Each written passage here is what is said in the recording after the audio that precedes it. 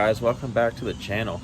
It's been probably a good solid year and a half since I've made a video. I kind of took the last year and a half off from the truck. I was still driving it, not so much this year. I kind of just needed a break. It started to get really expensive. It turned into more like a headache and not as enjoyable anymore. I was also fighting some steering problems, which I finally got that figured out. The truck was having a real bad torque steer leaving the starting line, and it ended up being my upper cognito control arm. So I switched those out to some factory control arms, and the problem went away. I can leave 3,000 RPM second gear off the starting line, don't even have to hold the steering wheel, the truck goes dead straight. So really excited about that. That kind of sparked my interest again back in the truck. So I've been driving it for about a month now. We went out to Showtime a couple weeks ago. They're paying hardcore trucks put up $100 to the fastest diesel ET and fastest gas ET. So, you know, of course we had to go out there and try to break the truck, and it survived through it. And we ended up winning the $100. It ran a 733 at 95 miles an hour. So really excited about that. So thought to myself, you know, it's been a little while. I need to make a video, and I have the perfect thing today. In the mail today from Kryptonite, an Idler Arm support bracket. So the truck's got pretty built steering all the way up front. We got it's got an old, I don't even think you can buy them anymore. It's an old Moog HD center brace. It is solid. It's not hollow. And it's not a straight bracket either. But we got, that's on the truck. It's got a D-Max store tie rods. Those have been on the truck for 2.5-3 years, and they're not starting to wear out or anything, which is nice. What else do we got? We got Pitman and Idler Arm have been upgraded. That's not Kryptonite, that's Cognito stuff. Everything that I kind of buy for the truck, steering, performance wise, I always try to find someone that's parting out or bought something and they decided not to put it on the truck. So before we get started on the install, let's do a couple shout outs to some sponsors real fast before we get started. First one is Diesel Life. I'm actually wearing a shirt right here. I've like worn this shirt out pretty much. Luckily I just got a whole package of new stuff from them. But they're my favorite diesel apparel out there right now. They just look cool. They got turbos and injectors and skulls on their stuff, and hats are real neon, stand out at the racetrack, at the truck meet. I like it. So if you go on there, find something that you like, use the discount code DMJO10. It'll get you a nice discount off of whatever you buy.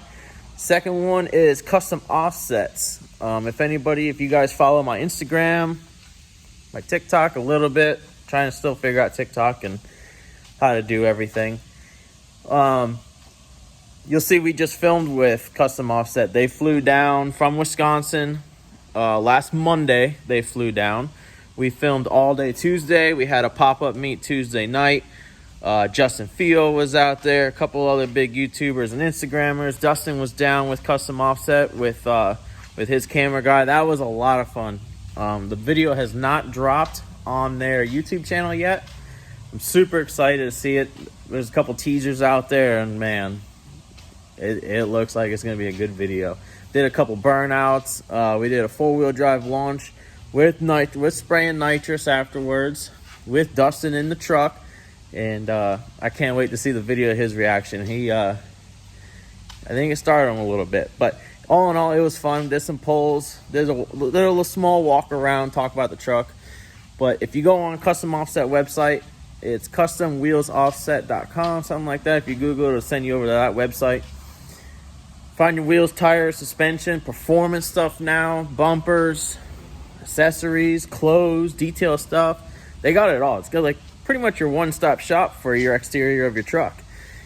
Go on there. When you check out, it's going to ask you who sent you. Go ahead, type in or hit that drop down box. Go down, scroll down, find my name, Dirty Max Joe. I'd appreciate that. And let's get to that install. I went ahead and lifted up the front of the truck. You might not have to, but my truck's so low that it's dropped about 2.5 inches in the front. So it's pretty low to the ground. So I just jacked it up. And yes, I put a jack stand under it, Dad. for safety precautions, you know. What, safety first, safety second, I don't know.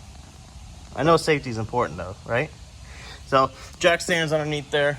So now we'll climb underneath there and start disconnecting the pitman arm underneath the truck. And there's where your pitman arm bolts, behind that hose.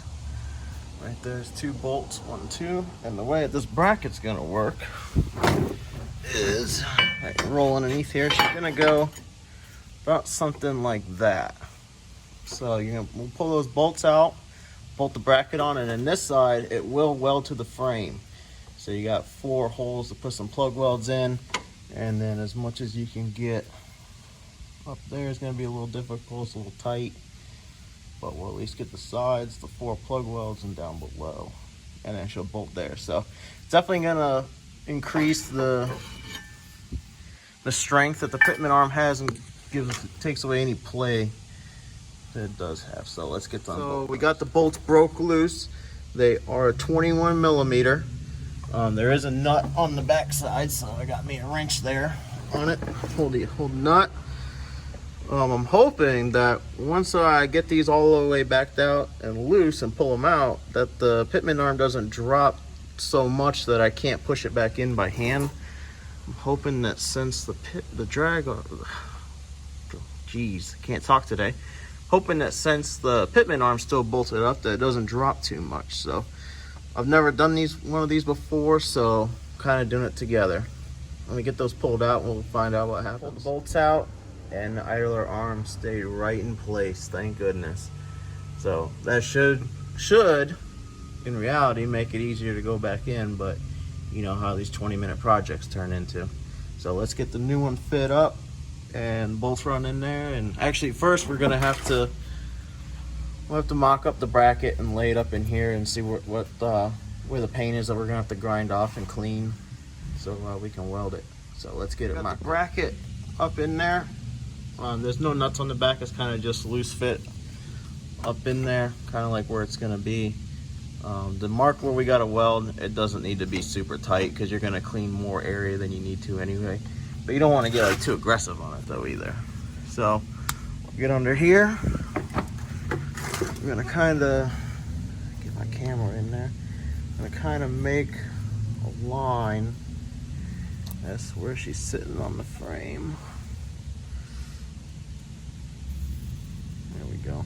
So we'll clean about 1/2 inch, 3/4 of an inch wider than where that is. I guess we should mark the holes, right?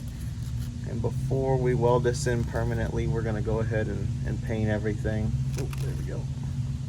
This is hard. I'm doing it, watching it through my phone to see where I'm at. So, all right.